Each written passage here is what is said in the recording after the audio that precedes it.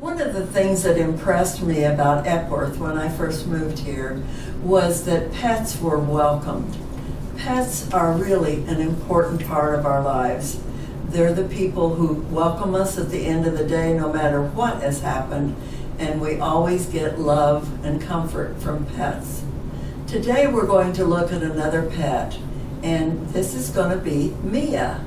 And Mia is a dog that Larry Becker has, and she is loved and gives love every day. So today we're going to talk to Larry about this beautiful dog. So Larry, where and when did you find Mia? Well, back in 2015, it'd been a while since Marcia and I had a pet, but Suzanne, our eldest daughter, happened to go to a Pet Smart store where they were having a showing of animals that had been rescued. This was Bella Foundation. So she called us and said, I saw a pet there that I think you all would like. So I got online and looked at Mia online, liked the looks of her. So filled out papers online, and then the next week they had another showing. Bella Foundation had another showing at PetSmart near here, and we went and wound up adopting her. And tell me about her name. Well, it's actually Mama Mia. We call her Mia, but she supposedly had a litter of pups before we got her and before she was spayed. She'd been spayed when we got her. She was 2 years old at the time, but that's how she got the name Mama Mia. But you've shortened it to Mia, Yes, right? yes. Okay. And so now you've had her since 2016? 2015. Okay. Almost 8 years. And tell me about her breed. She's a mixed breed, Yes.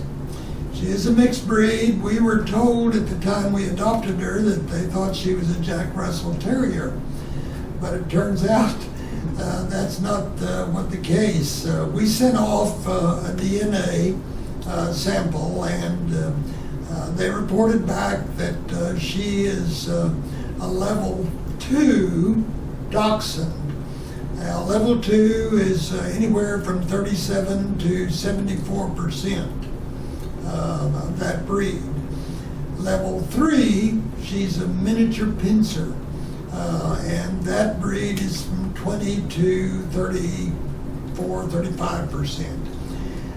She's a level 4 Shih Tzu, only about 10%, and I don't see any of that in her. But the body, she's long like a dachshund. Her head and face is like a miniature pincer. yes. I looked up a little bit about both of those breeds, and both of them seem to be hunters, right? Yes. And she loves to hunt. What is it? Well, she basically squirrels and bunnies. I've often said that her walks are actually bunny hunts. She goes looking for something that moves. She'll chase anything that moves, including a bird. And she loves going around the pond, you told me. Yes, Yeah. she does. And if I let her, she'll chase the ducks. I don't let her get near the swans because they don't like her and she doesn't like them. Well, you told me about a very scary incident that because she loves to hunt and chase after squirrels and so forth. Can you tell us a little bit about that? Yes, shortly after we got her, we were living in Blue Quail Ridge Addition, which is near here, and each morning early I would walk her, and quite frequently we would see a rabbit on our walks. She wanted to chase it, so I would release her from her harness and let her chase it, let her have fun. So one morning we were walking and I saw a rabbit across the street from where we were walking. I unleashed her and let her go, and she started chasing that bunny. It ran maybe 2 or 3 houses, yards down the street, away from where I was standing. And then all of a sudden, the bunny decided to run back across the street to the side where I was standing. And by that time, I looked up, and here came a car down the street, headed right toward us. And nothing I could do, because she was in hot pursuit of that bunny. The bunny ran across the street, barely missing the front of the car as it was moving, and Mia went underneath it, between the front and rear wheels while it was moving. And I figured that was the end of her. I heard her yell, and when the car moved on past, it was moving pretty fast. When it went past, she was sitting in the street, just like she was dazed. And I called her. She finally got up and came to me. But when I touched her, she yelped again, letting me know that she was hurting. So I had my cell, I called Marcia and told her what happened, and said, bring the car. I got to take her to the vet. And we did. We took her to the vet.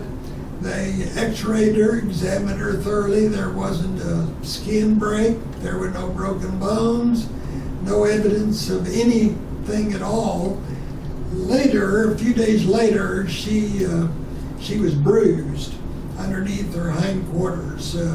I figured that somehow or other her front legs are short, so she was able to go under the car and not get her head hit. But the underpinning of the car must have hit her rear end, and she was sore and wasn't able to jump like she had for several days. But that's a miracle that she my really miracle was. dog. No scratches, no broken bones, no nothing. Nothing. You Yes. couldn't tell that she'd been hit. Is she a barker, a protector of you? She's very protective of the territory where she's at. If the mowers come and the blowers that blow off our patio, she just goes wild trying to get them away, barking at them. But other than that, she doesn't do a lot of barking unless somebody knocks at the door. Yes, I know, because when I knocked, she Yes, barked. She does. And you walk her 3 times a day? 3 times a day, morning, shortly after 7 o'clock in the morning, we walk. Then sometime during the noon hour, after I have lunch, and then in the evenings, somewhere around 5:30, 6 o'clock, those 3 times.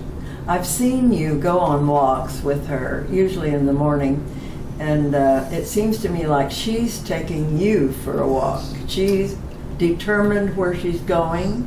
She is. She leads, doesn't she? She has her specific routes that she wants to take, and I let her go where she wants to go and follow after her. Yes, I don't direct her. She knows this campus better than most of us do, and she finds her way around where she wants to go. Okay. And does she sleep with you? No, I've never let her sleep with me, but she has various places. She has a chair beside mine. That's her primary place to sleep. But she has a bed on the floor, and she also sleeps on her couch and on another chair. Wherever she wants to sleep. The apartment is hers.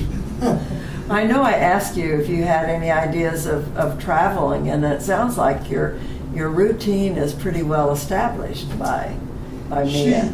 She doesn't much. She likes to get in the car and go, particularly when she thinks we're going to my daughter. Every Sunday, Suzanne has us over, and somehow she seems to know that that's the day.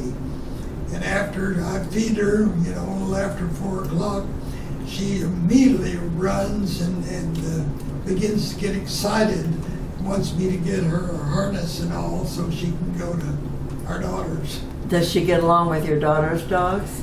Well, we worked at it to where she does now, but we had to kind of, figure out a way to do that by, first of all, having them walk outside together for a good ways before we went in.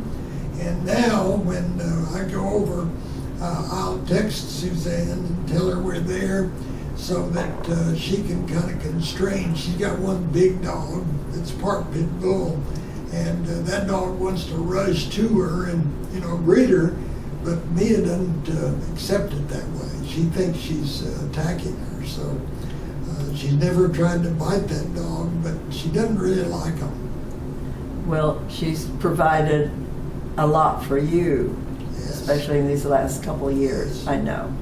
It's good to have her around, She's right? a good companion. Yes. She is. Yes. Well, I hope that she lasts a long time for you. She's a beautiful dog. I love the markings of her body are just beautiful. Beautiful dog. Yes, she's now 10 years old and still in pretty good health, so happy to have her. And a good part of that is you, Larry. Thank you so much for doing this with us today. Thank you. Thank you.